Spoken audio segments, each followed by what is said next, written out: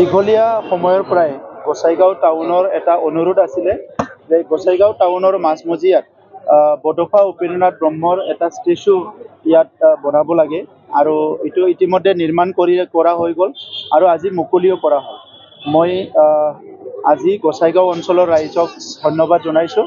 সকলো আহি দলে বলে ইয়াত উপস্থিত হৈছে আৰু বডফা উপেন্দ্ৰনাথ ব্ৰহ্মক সকলো ইয়াতে শ্ৰদ্ধাঞ্জলি জনাইছে। আৰু আজিৰ সময়ত মই হেতুকে ক'ব বিচাৰিছোঁ, বডফাৰ প্ৰতিমূৰ্তি স্থাপন কৰাটো অকল প্ৰতিমূৰ্তি নহয়, এইটো এটা সমন্বয়ৰ কাৰণে এইটো সকলো জাতি জনগোষ্ঠীয়ে নিজৰ অস্তিত্ব নিজৰ পৰিচয় লৈ জীয়াই থকাৰ কাৰণে এটা ডাঙৰ এটা ইনিচিয়েটিভ সেইটো হৈছে বুলি মই ক'ব বিচাৰিছোঁ। কাৰণ বডফাই জীয়াই থকা সময়ত তেখেতে যেতিয়া সংগ্ৰাম কৰিছিলে তেতিয়া তেখেতৰ মূল মন্ত্ৰটোৱে আছিলে যে জীয়াই থাক আৰু জীয়াই থাকিবলৈ দিয়ক। গতিকে যদিও বড়ো জনগোষ্ঠীৰ কাৰণে সংগ্ৰামটো আৰম্ভ কৰিছিলে, বিভিন্ন পিছপৰা জনগোষ্ঠীবিলাকে বডফা উপেন্দ্ৰনাথ ব্ৰহ্মৰ সংগ্ৰামৰ পৰা বহুতখিনি এনকাৰেজ হৈছিলে আৰু কেনেকৈ নিজৰ অধিকাৰ নিজৰ পৰিচয় অস্তিত্ব লৈ জীয়াই থাকিব লাগে এই কথাখিনি শিকিব পাৰিছিলে।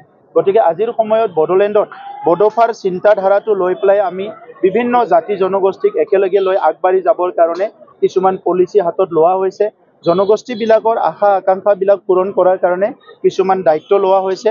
সেই জনগোষ্ঠীবিলাকৰ ভাষা সংস্কৃতিৰ কাৰণে চৰকাৰী তৰফৰ পৰা কিছুমান সাহায্য কিছুমান সহায় কৰি প্ৰত্যেকটো জনগোষ্ঠীয়ে যাতে সুস্থভাৱে জীয়াই থাকিব পাৰে ইয়াৰ কাৰণে কিছুমান ব্যৱস্থা লোৱা হৈছে।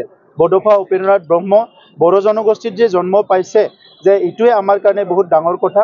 আজি তেখেতৰ কাৰণে বড়োসকলে নিজৰ ভাষা সংস্কৃতি নিজৰ পৰিচয় অস্তিত্ব আজি ৰক্ষণাবেক্ষণ দিয়াৰ লগতে বিশ্বৰ বুকত এটা ভাল এটা উন্নত জনগোষ্ঠী হিচাপে প্ৰতিষ্ঠা কৰিবলৈ পাৰিছে। গতিকে আজি মই এই কথাখিনি উপলব্ধি কৰিছোঁ। অনাগত দিনতো বডফা উপেন্দ্ৰনাথ ব্ৰহ্মৰ তেখেতৰ যিটো চিন্তাধাৰা তেখেতৰ বাণী তেখেতৰ কথাবিলাক লৈ পেলাই আমি সকলো জাতি জনগোষ্ঠীৰ সম অধিকাৰ সম মৰ্যাদা সম উন্নয়নৰ কথাটো লৈ পেলাই আমি একেলগে আগবাঢ়ি যাম।